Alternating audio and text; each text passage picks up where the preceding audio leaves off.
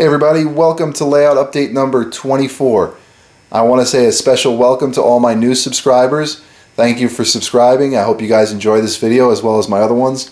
And thank you to my original subscribers for all the great things you guys have said over the years. Well, this update's kind of important to me. If you notice, the number boards on the big boy are lit. I know some of you are probably saying, "Now, what's the big deal? You're supposed to have power going through your layout." Well, that was a big problem that I was having, and one of the real reasons why you guys haven't seen a video from me for quite a while. A small problem I was having was with the MTH engine shed. I wasn't able to get engines or rolling stock to actually get through the shed without hitting the sides. Got a little bit irritated with that, and thanks to my buddy Alex Malia, I was able to come up with a solution, and it was a very simple one. We just took the middle. He told me to take the middle section of the engine shed out. And once I did that, everything just slides right through. The track was so close to the edge here that it was hitting in the middle and on the side, so whenever a train would go through, the wheels would get caught. That's a small problem, but the bigger problem was what I'm about to tell you guys. Right here, we have the Atlas wired rail joiners, which is what I've used around my layout pretty much since day one. So right here, I have a set that came from the bottom of the old section of the layout from over there. If you notice, we have a silver rail joiner with a black wire and a black rail joiner with a red wire. Now, I know you guys are probably saying right away, you know what the problem is, and you're going to be right. If you look here, silver rail joiner, black wire. Black rail joiner, red wire. Same way it is over here. If you notice over by the roundhouse, I've got rail joiners sitting there that are waiting to be installed, and possibly you can see, one thing you definitely can see is some tape that I put around the wires from the rail joiners, but for some reason Atlas reversed the rail joiners and the wires. So now what had happened to me was that instead of having a red wire with a black rail joiner, it was a red wire with a silver rail joiner.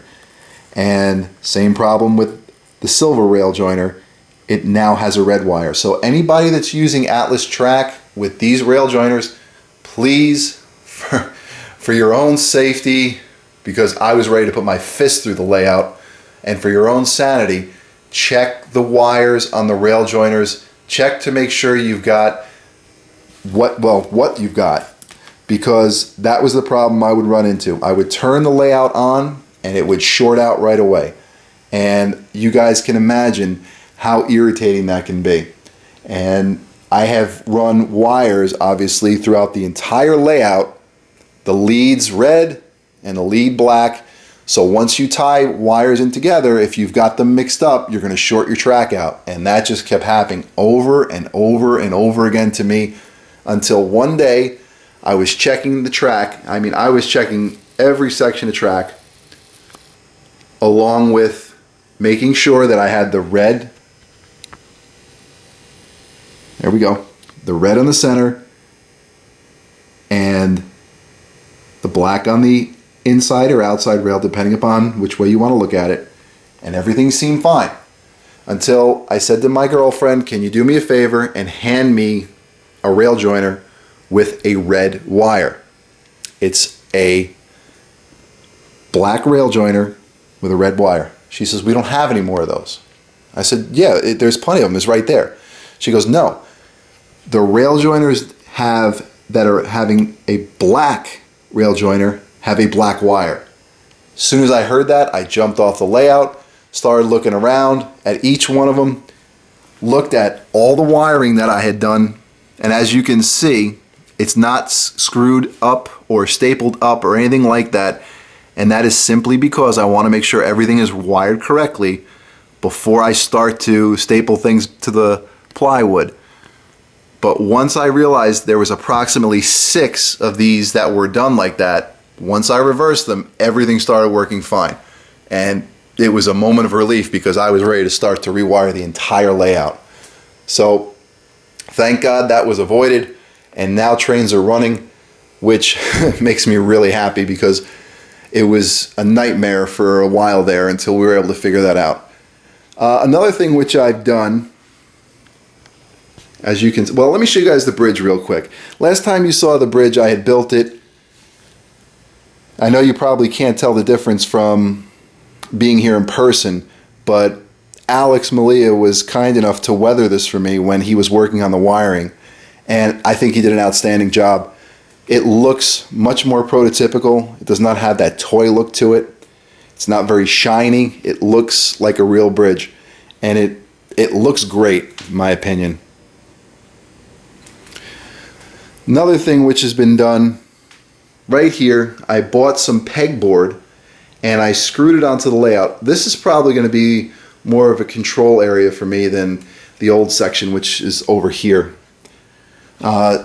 What I've done is I've got 9 toggle switches there, and in prior updates I told you guys I was trying to get 1 track on the outside of the roundhouse to the left and 2 to the right. It looks like that's going to work for me. So what I've done is I've wired toggle switches, and I want to be able to shut the power off to any of the tracks over there. So that way when a Big Boy or a Challenger or any of my other engines are sitting in there in storage, they're not getting power. And when I want power to the track, I can just flick the toggle switch up, get that engine out, and then turn the power off if I want to. So real happy about the way that turned out. There's a lot of new things on the layout. I'm not going to have time to go over all of them. I don't want to make this a really lengthy update. But this I just picked up today. It's the Maintenance of Way Legacy crane car. I'm waiting on the boom car to come. It works great. I'll do an update on that. I'll make another video. I'm also going to make a video on the Ross turntable. I have not seen too many videos that describe the working of it and the programming. Here's the indexing. It's fairly simple once you realize how it works, but it can be a little bit confusing, so I'm going to make a video on that. And going around the layout, you'll see some new box cars here. These are the 8-door box cars that came out by Lionel. In the back there, that's an MTH tank car. The Jordan spreader is also new. I decided to put the grain silo here, and what's going to happen is probably going to use the crop rows, one here and then one down there, and I might keep the landscaping center there as well. We're going to see as I start to detail how it works, and this will also give you guys a good idea of how I did the crop rows. It's actually sitting on a board. That way I was able to move it in the event that the layout ever changed. So made life a lot easier than pulling up each of these corn stalks. Also new, Legacy Union Pacific 844. As I'm a UP guy, you guys know that that was a piece I wanted for a while. I've had the gray one, but it took a while to get the black one. Now it's part of my collection, and it'll be residing over in the roundhouse. Sully's Tavern by Woodland Scenics. It's not going to stay there. That's just there for the time being. Now, in the prior update, I had said that the brewery was going to go in this section right here. I've moved it over there, but probably not going to stay there. I don't think there's going to be enough room for what I want to work on over there, so we'll see. That's the future when time comes. Another thing I got was the Menards American Power and Light Factory. As you can see, it's not wired yet. All my accessories are not wired. It was more along the lines of let's get trains running first because of the amount of problems I was having. So now, once I finish with the wiring of the track, there's one section over here that I'm going to go around a little bit. with the track, and then stop with a bumper. And then also over here. Once I'm done with that wiring, the wiring into the yard, and then the wiring into the roundhouse, that's when I'll start detailing and also wiring the accessories. Again, the brewery, probably going to move. Not sure where it's going to go yet, but we'll see as time goes on. Another new item, MTH SD40, excuse me, and that's the Desert Victory paint scheme. I do have a few military cars that you guys have seen, so thought it would be a good idea to get a military engine. And that's about it for now. Like I said, there'll be more updates to come. Going to be going to York pretty soon in the next 2 weeks. Hopefully we'll find some cool stuff there. That's about it. I hope you guys have enjoyed this layout update number 24. Please comment and ask whatever questions you like.